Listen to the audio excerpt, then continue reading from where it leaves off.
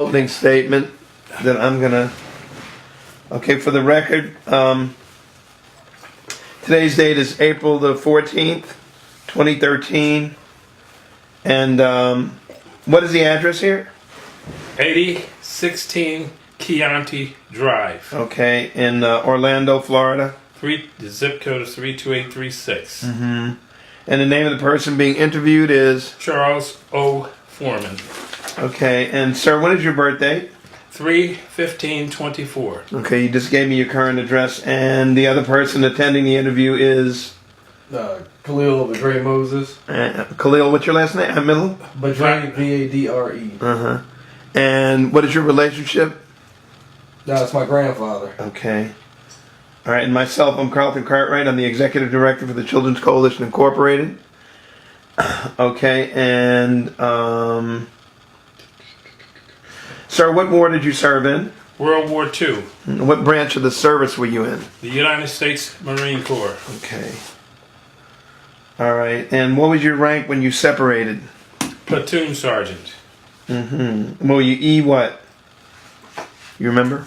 E. We didn't have designations of E anything. Okay. We were buck private, private first class, sergeant, platoon sergeant or staff sergeant, gunnery sergeant, first sergeant. Gotcha. Okay. Those were all enlisted. That was the highest enlisted ranks that we had at the time. Got you. And when did you serve? I enlisted in September 1942, Mm-hmm.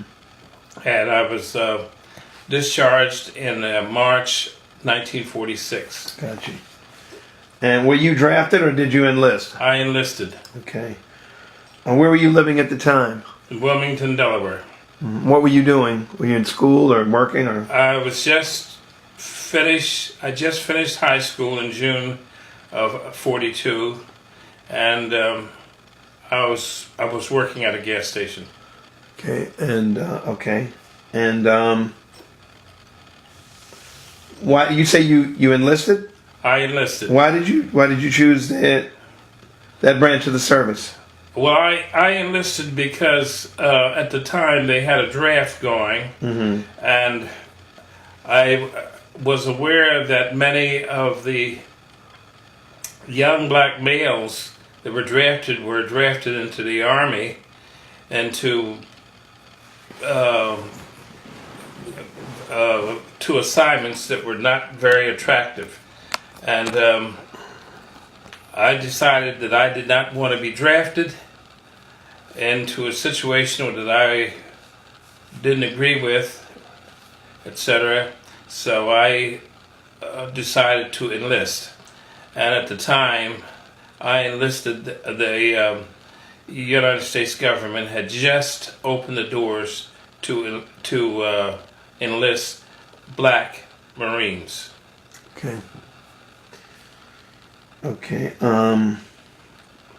Do you recall your first days in service? Yes, I recall the first days of service. One of the things I recall was when I was enlisted, the color line that was drawn for enlistees was that we couldn't select branches of the service that we wanted. Now, and when I'm saying branches now, I'm also saying departments maybe would be a better word. Because in the Marine Corps they had well, you'd say they had a wing for land service, they had a wing for air, if you wanted to fly, you wanted to do air duty, and then of course sea duty. I really had wanted to get into the air wing of the Marine Corps, but that was not happening. The racial lines were still in effect, and you could not even be considered. Mm-hmm. Tell me about your boot camp, your training experience. What was that like? Boot camp, we were sent to a separate facility designated for blacks, at Montford Point in North Carolina. That was a part of what is now Camp Lejeune. However, at the time, it was a separate entity.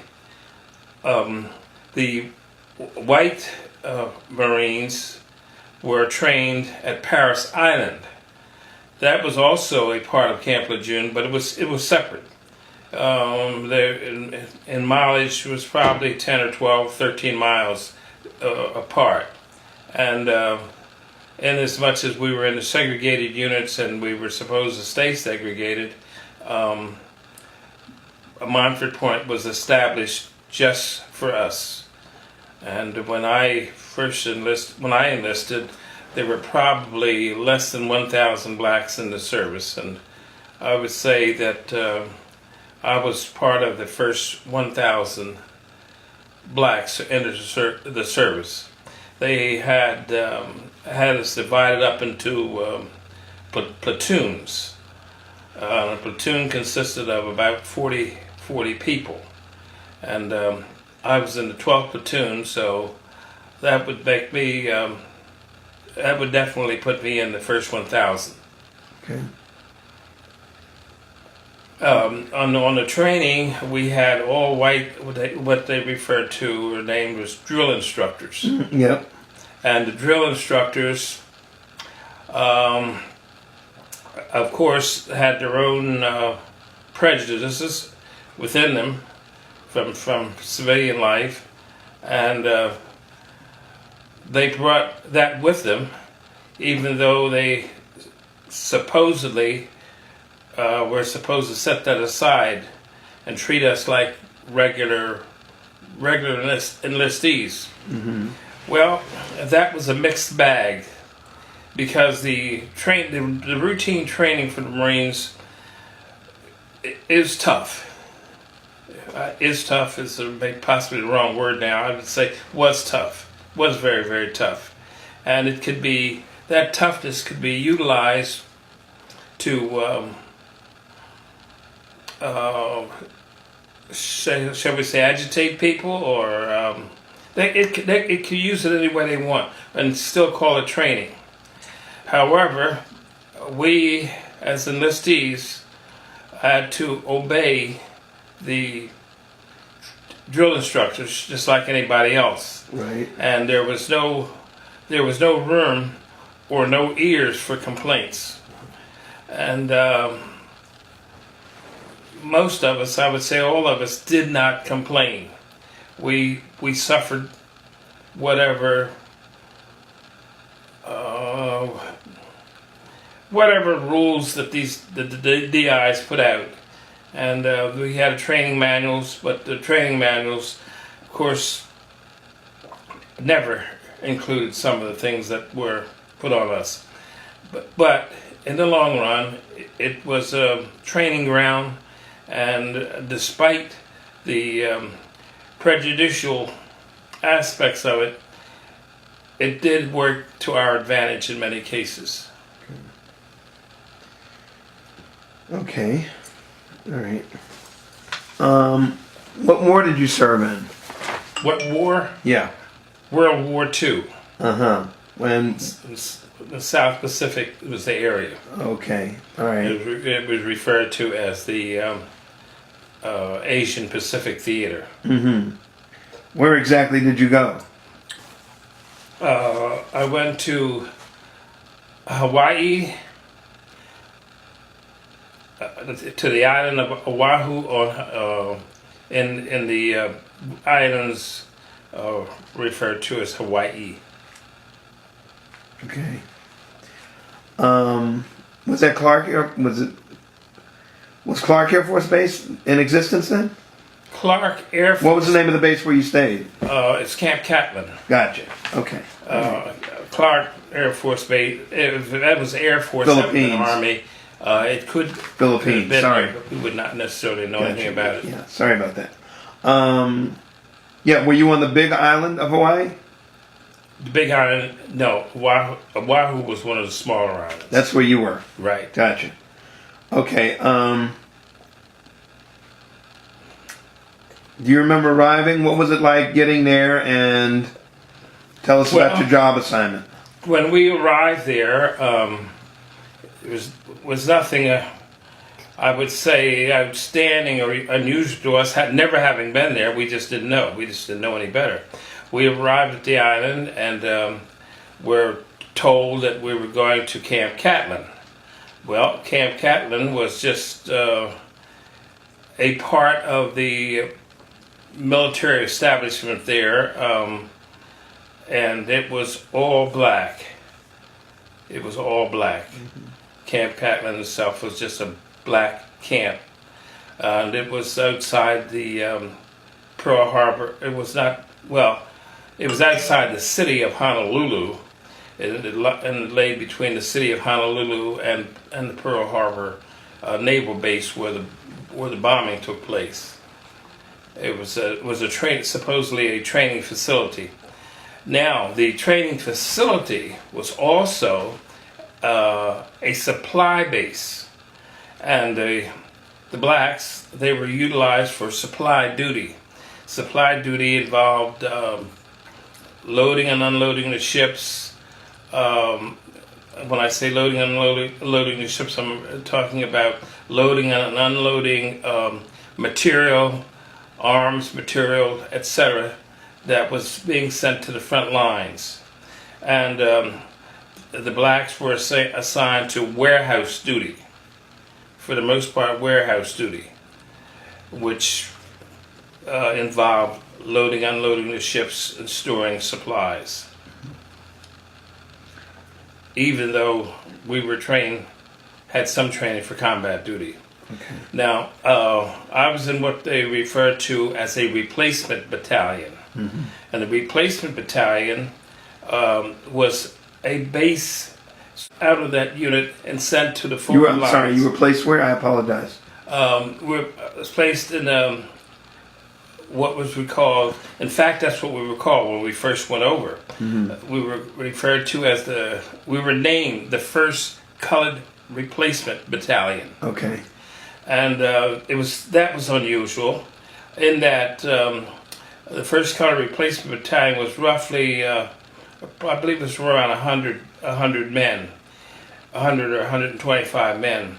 And that 125 men consisted of the trainees at Paris Island, at Montford Point.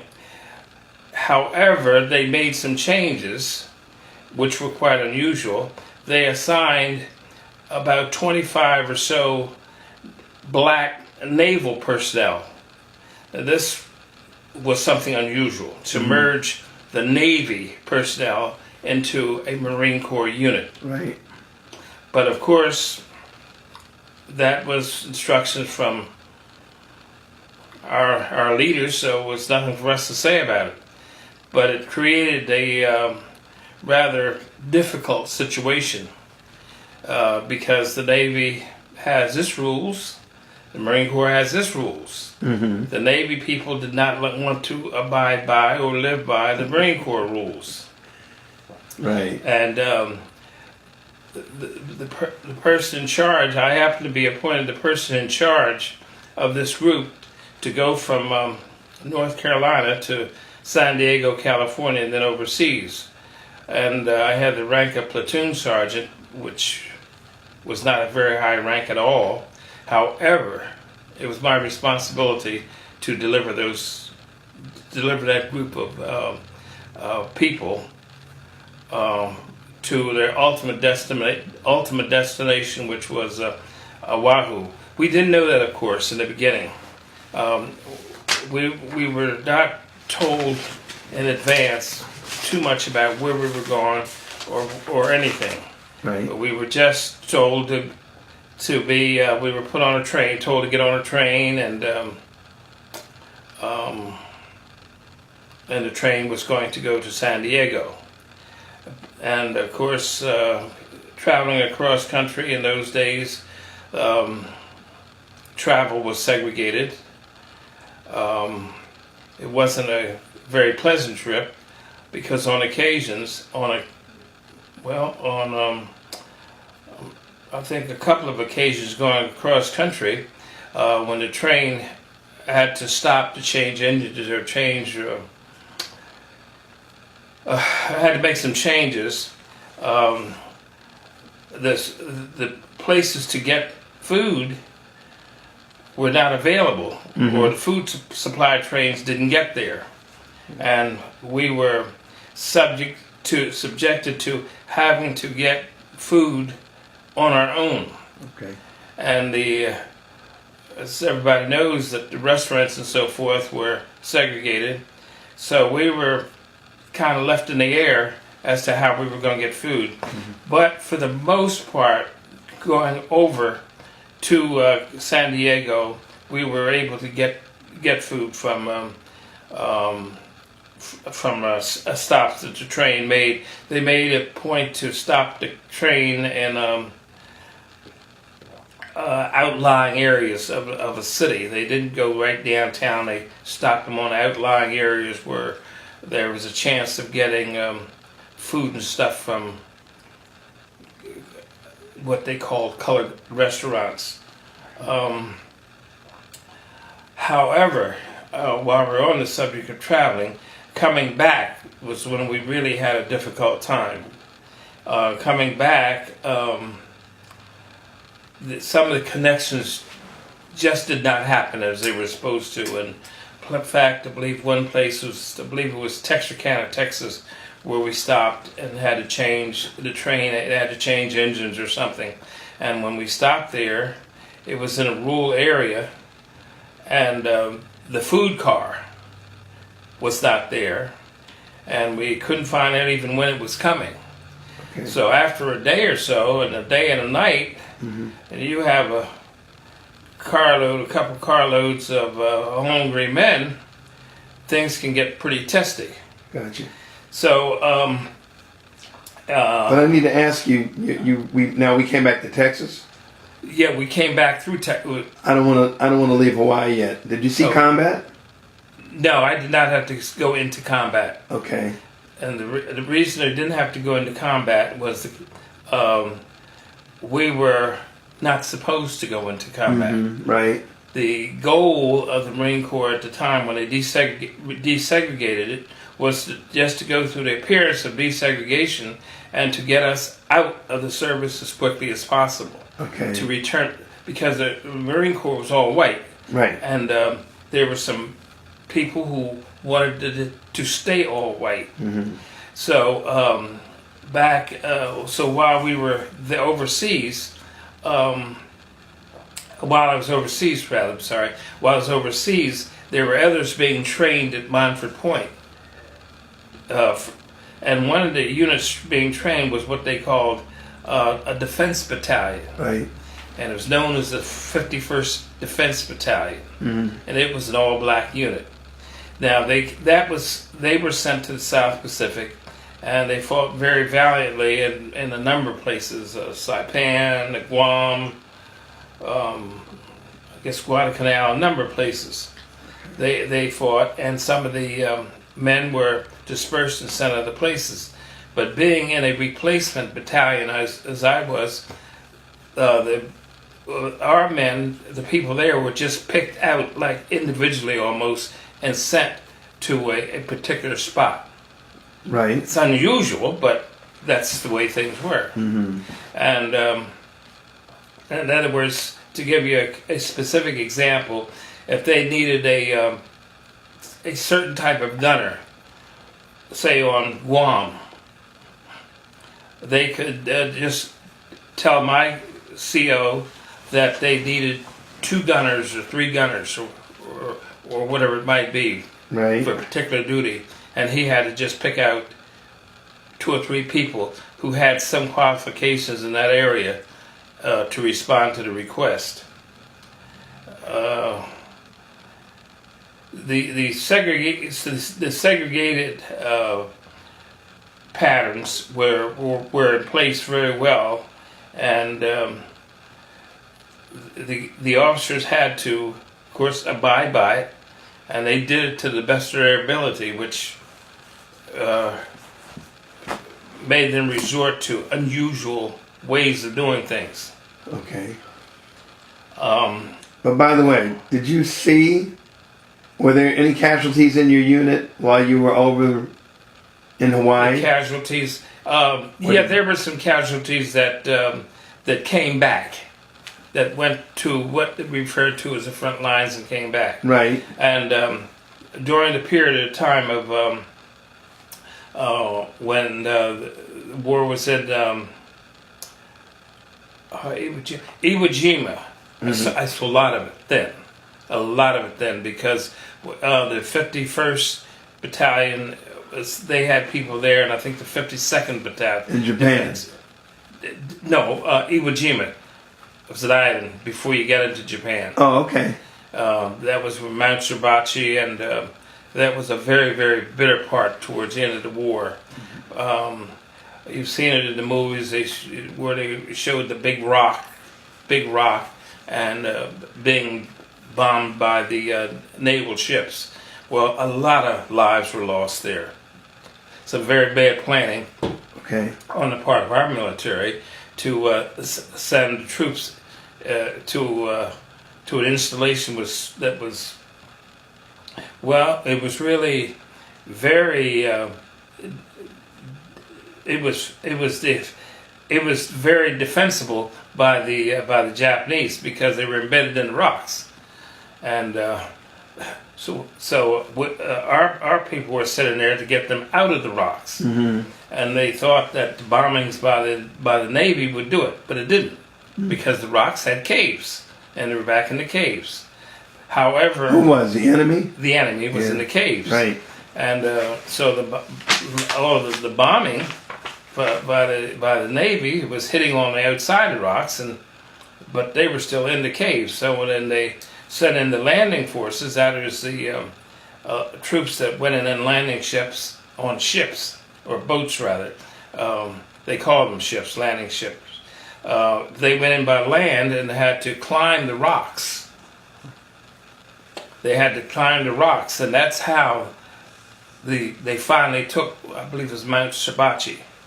I think it was one of the worst things of the war, because our troops had to try to climb the rocks, and until they put in what they call flamethrowers. They put the flamethrowers in, they were just losing ground.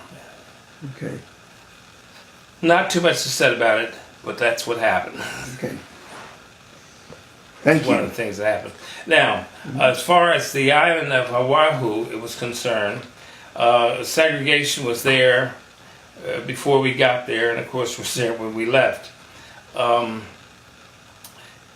It wasn't, the people on the island were not too friendly. They were told not to be friendly with us.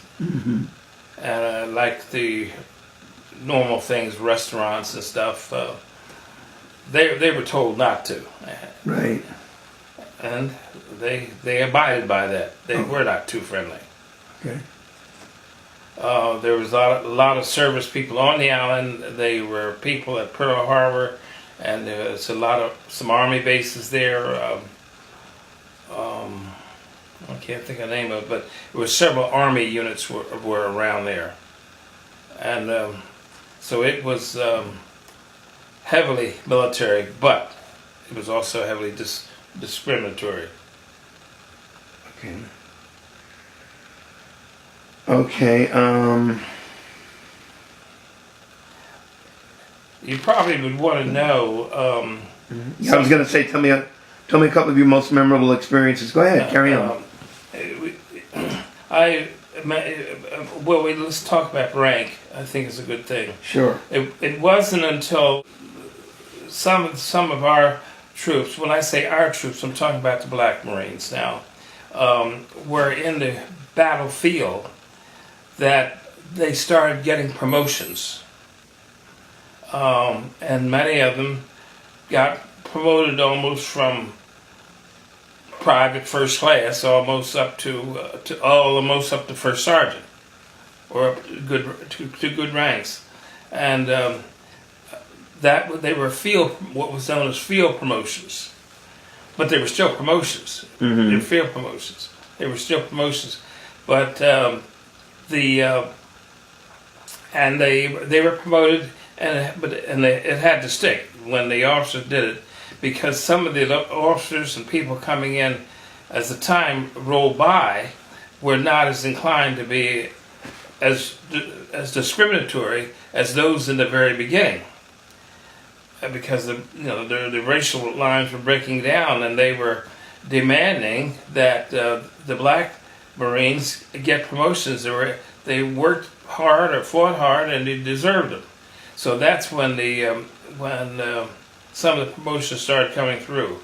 But those of us in those very, very early days, we got every excuse in the book for not getting promoted. Every excuse you can think of. There was no money available, all kinds of excuses. And even though we might have been doing the duty of people with much higher rank, like myself, I was doing the duties of a sergeant major. But yet I only carried the rank of platoon sergeant, which was 3 stripes under a sergeant major. But of course there was a difference in money. Okay. So were you ever a prisoner of war? No. Good. Okay. Tell us about your awards and any medals or citations. All right. Well, I got an award for good conduct. That's one that's given by your immediate commanding officer, and that award was for just doing a good day-to-day job. Right. There was another one I have for being. It was an award for just serving in the Asian Pacific Theater. Mm-hmm. And then 60 years later, we received the Congressional Medal of Honor. Okay. Good. And what did you receive that award for? Well, it was an award given to us because the Congress had received so many complaints about the way that we were treated and what we went through to be in the service, that somebody's decided we should be rewarded in some way, because so much was taken away from us. When I say so much was taken away, it was taken away by not giving us promotions and so forth. And even so far as getting out of the service, a lot of us was pushed out of the service as soon as the war was over. And we were never encouraged to take advantage of any of the programs and things that were available, such as there's educational programs available. There was re-enlistment opportunities, but we were not afforded any of those things. We were just like pushed out in the street, as a simple way of putting it. And a lot of the men suffered far more than I did. They were not even recognized as servicemen. There were men who were arrested and went to jail for wearing a uniform, a Marine Corps uniform. Serious? And one man in particular was arrested for wearing a uniform, and he was put in jail. He was actually put in jail, and it was through a series of phone calls until somehow it got almost up to the Secretary of the Navy, or almost up to the President's office, before he got released. Because the town was one of the southern towns he was locked up in. They said there's no way he could be a United States Marine. He was imitating a serviceman. And where was that at? It was a southern town. I don't remember now. You remember what state? If you can, it's okay. I believe it was Alabama. I'm Okay. not 100% sure. Just curious. Some of the people who were involved in those things, they would know. I don't personally remember which one it was. Okay. Did you sustain any Any service-related injuries? No, I was very fortunate. Good for you. How did you stay in touch with your family? Pardon? How did you stay in touch with your family? Just by letter writing like everybody else. Okay. There's one thing I'd started to tell you further back Go ahead. about traveling in Texas when something interesting was when we were at one stop there. I think it was Texarkana, where we stopped and it was a railroad side yard, a yard way off that we didn't have any food, and so some of the guys got off the train and started walking to see if they could find a store or something where we can get some food. Well, they didn't find a store. They did find a small restaurant owned by somebody, and it was a railroad yard, so they had workers around the yard. So somebody had a restaurant there. So they went there and tried to buy some food. Okay. And of course, the owner of the restaurant said he would sell us city food. He would sell us city food. They didn't deal with blacks that couldn't eat there and they couldn't buy there. So the guys came back to the trade. So I was happened to be the one responsible for them. Came back to the train and told me that what was going on, and we didn't know when any food was coming. So they were, of course, very, very angry after a day and a night or 2 days, whatever it was. And they said, "What are we going to do about it?" They said, "We can take that place apart." So I told them that go back and get some food. I don't care how you get it, but get it. But one thing be sure to do before you do anything else is cut the telephone lines. So they went back, and when they came back to the train, they had food. Oh, how was the food? How was the food? Yeah, from beginning to end. Well, ours was nothing to brag about. However, the Navy, for whatever reason, usually had better food than we did. Right. And some of us were sneaky enough to find our way into the Navy chow halls and got something decent to eat once or twice a week, whatever we could. Right. How did you travel to the Pacific Theater? By boat or plane? By boat. Mm-hmm. Naval carrier? Yeah, it was just a boat that they had converted into a troop carrier. Gotcha. Ship. Gotcha. Is that a big ship? No, it wasn't too big. It was, I think it was a German-made boat. It wasn't too big, no. Okay. So, I It guess... was converted. Uh-huh. In boot camp, you ate Marine food, Yes. and you weren't too thrilled with that. No, but that's part of the service. Right. Right. But when you were stationed with the Navy? Yes. No, we weren't stationed with the Navy, but we were stationed on the island of Oahu, where there was a lot of naval stations. Okay. Some of us were able to muster our way into the naval dining rooms.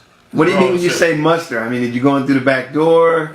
Well, Did you go in through the front door? We had to have a friend who took you in. So you had to be connected. You had to be connected. That's right. You had a uniform, but you had to be Like connected. politics. You had to be connected, and because they had their allotment of food too. Yes, you had to be connected. You had to know somebody that would get you past whoever had to be, whoever was in charge. Okay. How did people entertain themselves? What did you do for entertainment? Well,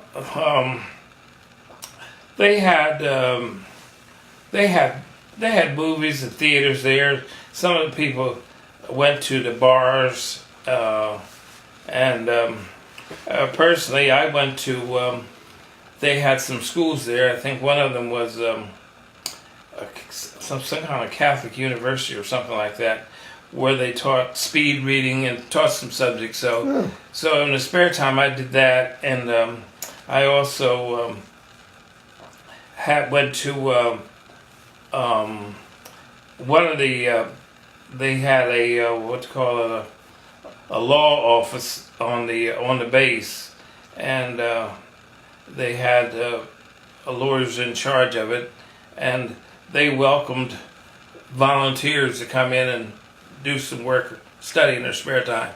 And that's what I used to do. I used to go to the law office and do a little research and whatever the lawyers would tell us to do. Okay.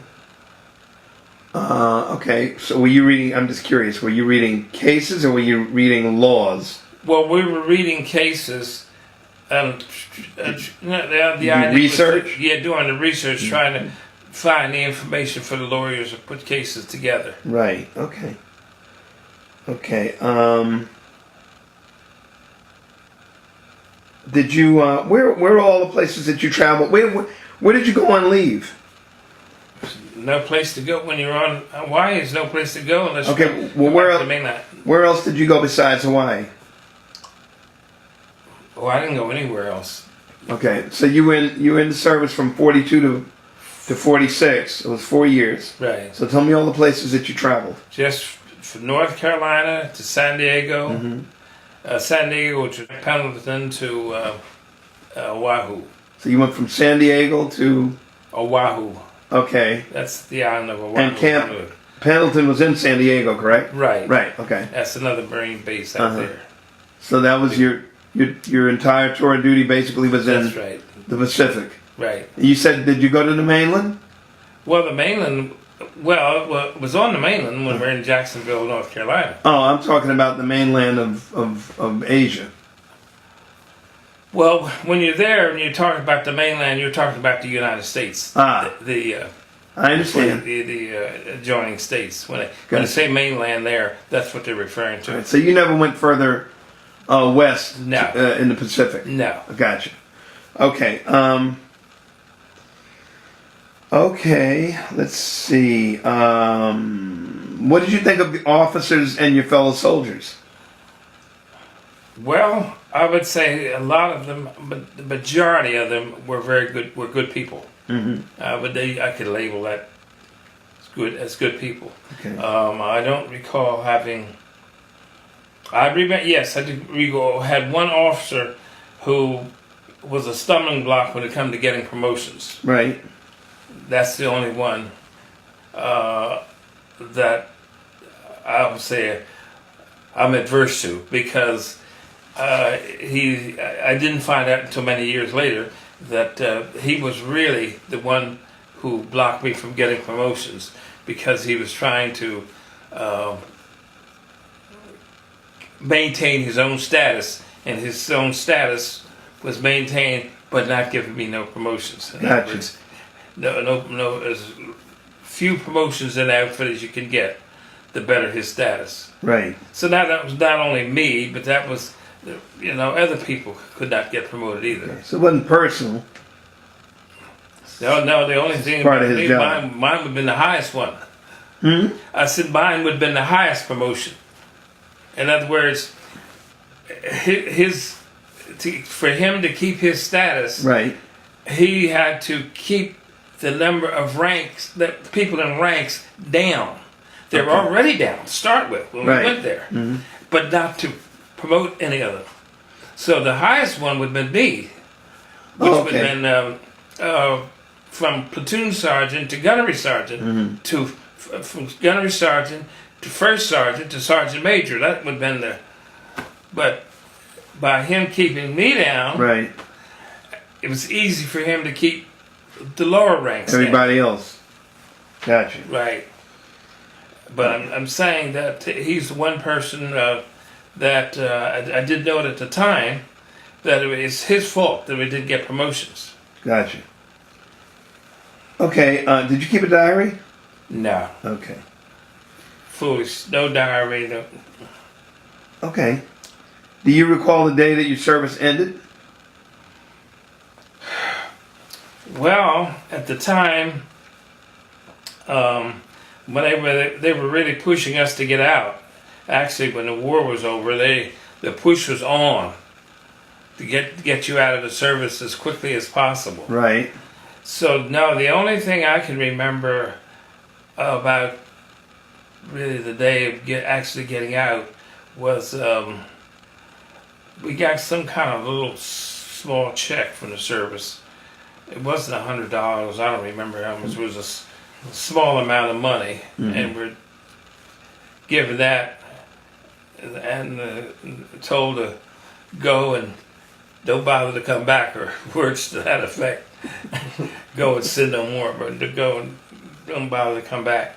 But we were not offered any suggestions of re-enlistment. Right. We were never told you can re-enlist. You're this rank now. If you want to re-enlist for a certain number of years, we can give you a promotion. We can give you this or that or the other. And we found out later, and when I say later, I'm talking about many years later. Right. It actually is current lately that they could have given us bonuses Yeah. for re-enlisting, all kinds of good things. Right. Could get us promotion in rank and everything, lots of things. But we were not made aware of that. Okay. So, very foolishly, we were thinking, oh boy, we just got to get out of here as quickly as possible. Right. Which now I would say was a big mistake. Because, well, for a number of reasons. Number one, had we stayed in there, we would have been able to gotten into the schools, which opened their doors. That's what I was going to ask you about next. Yeah, opened the doors. Like some of us who are officer material could have gone to officers training school. We had one, during my time was in, we had one black man that was able to get to officers training school. His name was Branch. He was graduated a second lieutenant during the wartime period. Right. His name was William Branch. That's one. Right. For the whole country. Right. And how he did it, I don't know. But when he went in, he was one of the lucky ones. He was one of the smart ones, and he got promoted to second lieutenant. Right. But what I'm saying is that was one, but it was just that there was a crack in the doors. The door had cracked, and I'm sure there were plenty more who were eligible. Right. But they didn't even know it.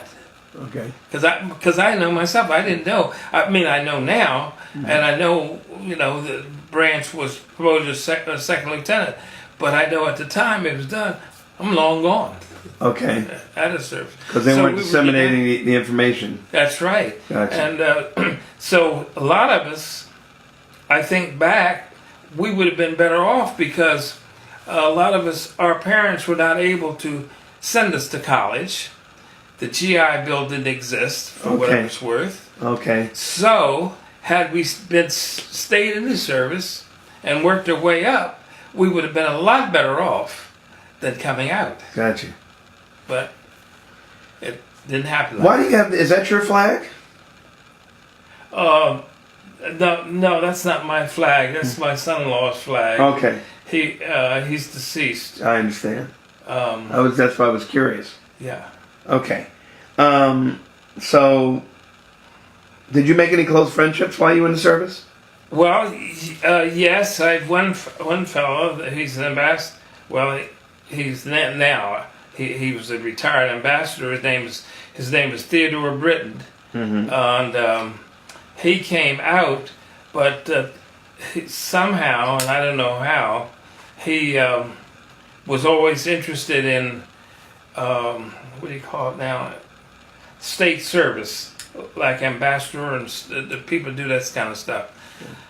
And he re-enlisted.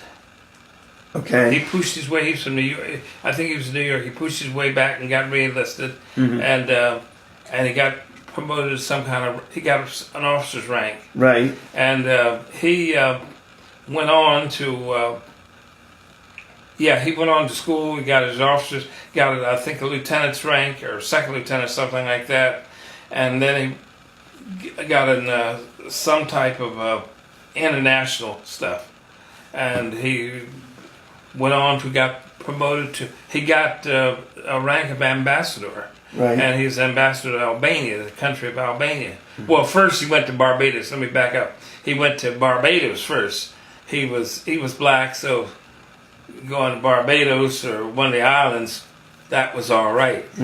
But he had to be very, very smart. And as the administrations changed in Washington, he was able to change with them. So he got a good position with when he got out of Barbados. He got a very, very good position in HUD, and then from there he got promoted to ambassador or general, and he's now a retired ambassador. We refer to him as Ambassador Britain. Okay. He's a young fellow. Say, what happened with Albania again? One more time. I apologize. Well, the country of Albania, which is in Europe. Got it. Well, he went to Barbados first. Right. Before he went to Albania. Mm-hmm. Albania. Got it. Because back then, I would dare say that a black face turning up in Albania, that would not have gone. Gotcha. That would not have gone at all. Okay. But today, it's all right. Okay. So there was no GI Bill for you. They hadn't even thought too much about it when I came out, but of course, as time went on, Okay. it became available. Are you still friends with this gentleman today? Yeah. Ted Britton, Excellent. very good friend. Okay.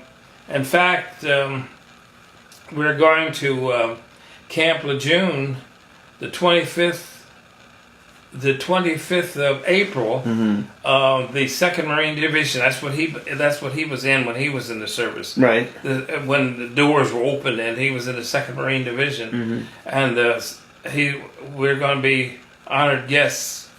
They're going to do a reenactment up at Camp Lejeune of one of the landings in the Pacific. Oh, okay. And so Ted, well, I call him Ted. His name is Theodore Britton, Ambassador Theodore Britton Jr. He and I are honored guests there. See, we have black generals now in the Marine Corps. Right. We have a General Gaskin. Yeah, Black General Gaskin. Right.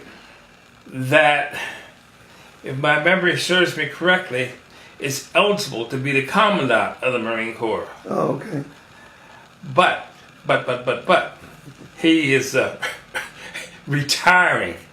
He's at the level, I don't know how the promotions go, but he's at the level that he should be seriously considered as a general. Right. But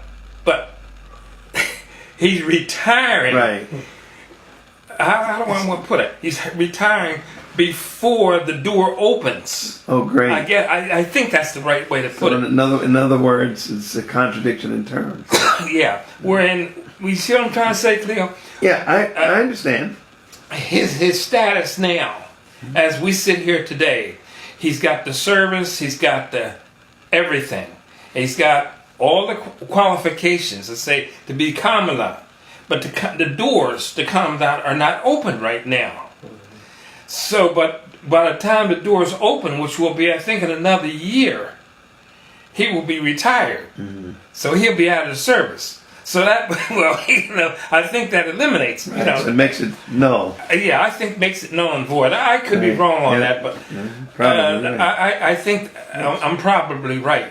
Because I remember in the past year or so, I met General Amos, and jokingly saying, "Oh, General, when are you going to get another star up there so you can be the Commandant?" and he looked at me. He said, "When you get yours, I'll have mine." He said something like that. Right. And then I remember asking Ted or somebody else, when the current Commandant, General Amos, goes out, which I think is another year. Right. He said, yes, Gaskin would be eligible. Mm-hmm. But he said, and he is, he said he is eligible. He's definitely eligible. I said, will that open the door for him? And he looked at me and said, well, you know as well as I do that it'll open the door for him. But the politics of it may not let him walk through that door. Mm-hmm. If you understand what I'm trying to convey, that Gaskin is probably eligible and got all the qualifications, but they're going to make darn sure that he is not at that door to walk in it. Right. Or get in it. I think that's what they were telling me. Okay. But they, it's getting better now because I don't know how many. We got a number of generals now, black generals. Okay. We have a number of women, black women now that have high rank. Moving up in rank, yeah. Yeah, they've moved up in the rank, and I believe we have a black woman general too. See, general, when you get to general, you're about high as you can go. Right. And back in my day, we didn't even know how to spell the word. I hear you. I think the first time we heard anything of a general was when whoever was commandant of the Marine Corps visited Camp Lejeune, and we had everybody on the drill field for what they call an inspection, reviewing the troops, and he made a speech, and he said something to the effect that he had traveled all over this world, and he said, but when I got back here and saw you people in our uniform, I knew it was a war going on somewhere. Mm-hmm. Words to that effect. It's in the history books. Okay. That was a statement he made, and there was quite an uproar. Okay. That for him to make such a statement. I think his name was General Holcomb. I'm not sure of that, but I think his name was General Holcomb. And he was from Newcastle, Delaware. You know where Newcastle is. Yeah. He was from Newcastle. Oh, yeah. I think he was the general that made that statement. But it's in the books, and most of the old guys like me, they know about it because they were there. Right. They were on the field and they heard him say it. Mm-hmm. The few of us that are my bracket, and it doesn't sound bad. I mean, when you just listen to it, but it is a terrible statement. Mm-hmm. He said, in other words, when he saw us folks and their Eagle, Globe, and Anchor, he knew there was war. Well, the war had been going on. Right. The war had been going on for several years. Mm-hmm. And if he'd been in war zones, he knew a war had been going on. So for him to come there and say, when I saw you people, mm-hmm. That's the you people, right, wearing our Eagle, Globe, and Anchor, I knew there was a war somewhere. There's something like that, he said. What did you do for a career after your service? After service, after I came out, what did I do? I went back to the gas station where I worked before I went into service, and I'm trying to think. And after that, there was a push for people to get into business of their own. That's really the only way to make it. And I got in the real estate business, which was discrimination again. I walked into it again because to be in the real estate business, you had to have a license. Right.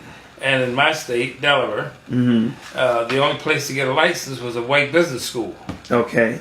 So when I tried to do that, of course, the president or head of the business school, he told me point blank, he said, we can't help you because if we were to admit you, all the parents of our students from Virginia, Maryland, and other states would pull their students out of school. Okay. So I couldn't go to school to get the license. Right. So then I went to the governor, whatever the governor's name was, Boggs, and told him about it. I said, this isn't right. I want to get in this business, and I got to have, and the state. And I said, your state law says that I've got to have a license. And it also states that you got to go to a business school to get the license. Right. The business school says I can't go there because I'm black. Right. Something's got to give here. So what they did was they talked to the real estate commissioner, and he agreed to, well, I don't know whether he agreed to it or how, but at any rate, they told me to go see him, see what can be done. So I went to see him, and he said the only way I know I can help you is by private tutoring. He said, you don't live too far, which I didn't live too far. If you want to come to my house, Right. I'll tutor you so you can take the examination. Okay. So I did. I Uh-huh. went to school, and as luck would have it, I took the examination, got very, very high grade on it, Okay. which opened the door. Huh. They couldn't stop me from that. Right. But what I didn't realize was that does not get you any business. The license, Well, at least you got your license, right? yeah, the license Okay. doesn't get you You any know. business. So then I had to really suffer the pains of, there's no such thing as a black real estate broker, and all the black real estate broker deals with is black people, and we don't want no black people in this block, so we're not going to give him our house to sell. Mm-hmm. But I weathered that storm. I didn't really weather it, but I worked through that storm because by that time, around that time, the VA and the VA was losing, people were losing jobs and losing homes, and those homes were coming back on the market. And so they could not discriminate in the sale of those government repossessed houses. Mm-hmm. And so I worked very hard utilizing those properties Right. to get other stuff to sell. But it wasn't easy. Okay. It wasn't easy. And of course, there's the old mortgage thing. We had that to fight too. Right. So I fought that as hard as could possible, and I got a friend that worked for a Prudential Insurance Company, and he had another friend who was rich enough to be able to set up a mortgage company for me.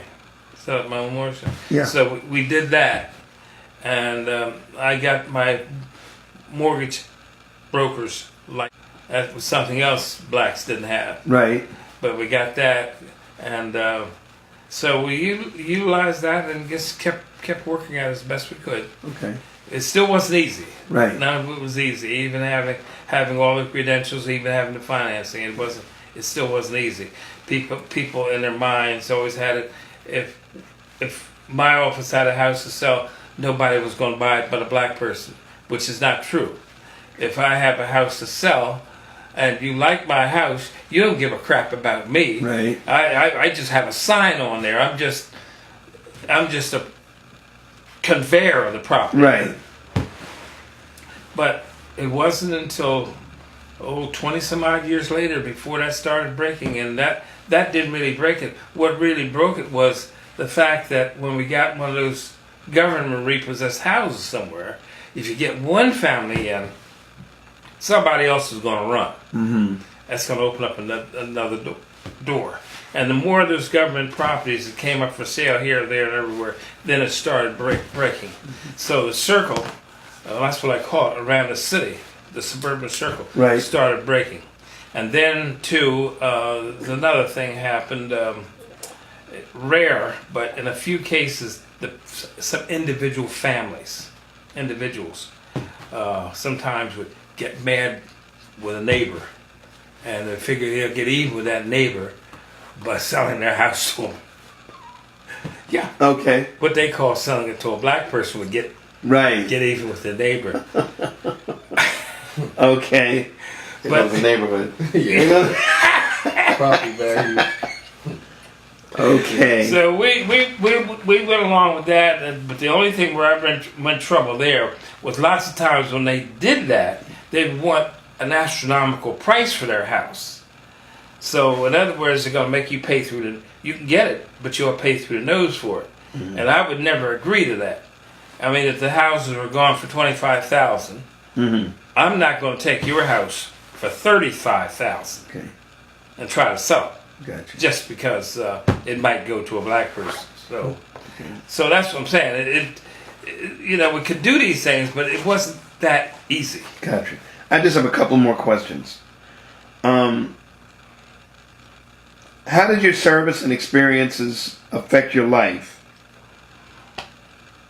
Well, the service, being discriminated in the service, I think affected me all the way through, because my parents were not able to send me to college, or couldn't get to college to get a degree or anything in education, and I think that hurt me down, and it hurt me psychologically, it hurt me financially, because I didn't get the opportunity, or discouraged me from pursuing the opportunity for higher education to get a better job.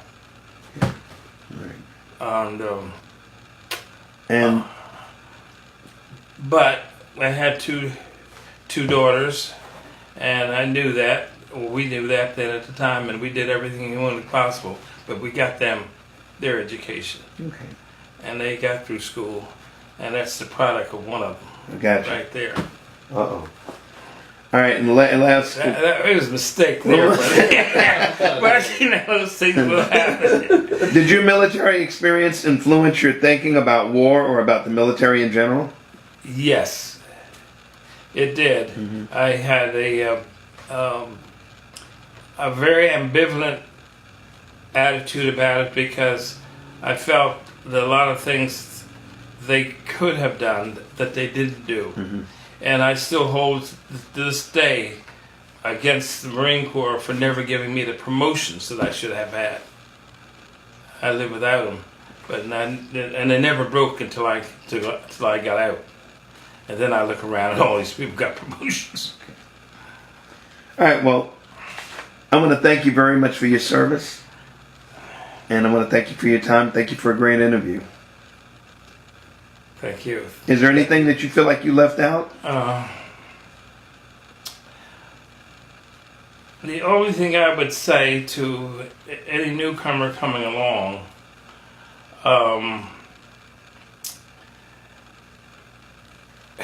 whether you go into service or not, but if you do go into service, explore all the opportunities and offerings that the branch of service has that will enhance your life after you come out.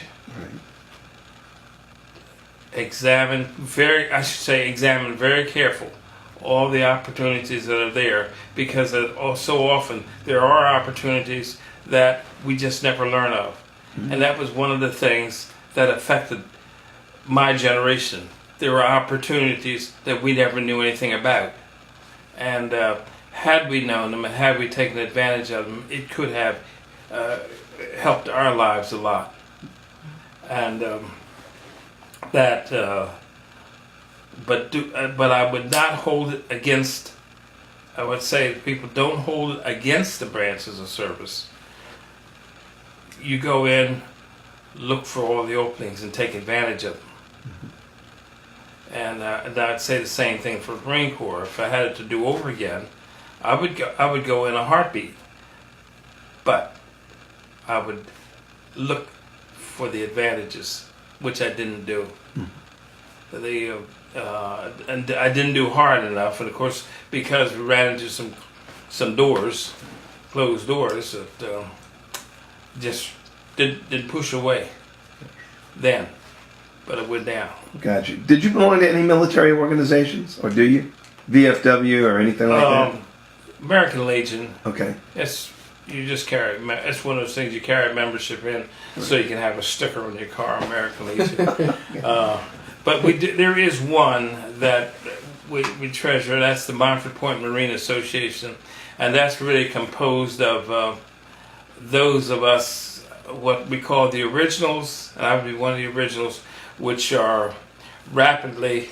What's your word, Cleo? Leaving. The numbers are falling. The numbers are falling. Okay. Of us originals, but the blacks that went through Montford Point, mm-hmm. from 42 to 49. Yeah. It's over 20,000. Okay. It's over 20,000. Right. Now that's where the Montford Point Marine Association comes in.